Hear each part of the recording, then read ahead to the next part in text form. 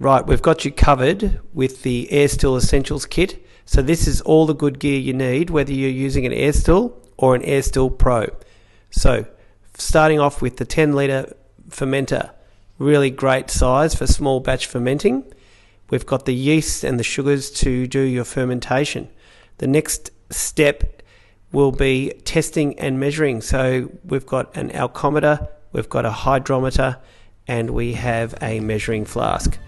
Once we've measured it and diluted it, we need to filter it. So if we have a closer look here, I'll just open this bit up. This is the little filter carbon cartridge underneath there, and this is your filter set. So we've fermented, we've distilled, and we've filtered. And right at the end, we've got you covered with gin, Aussie Gold rum, and whiskey.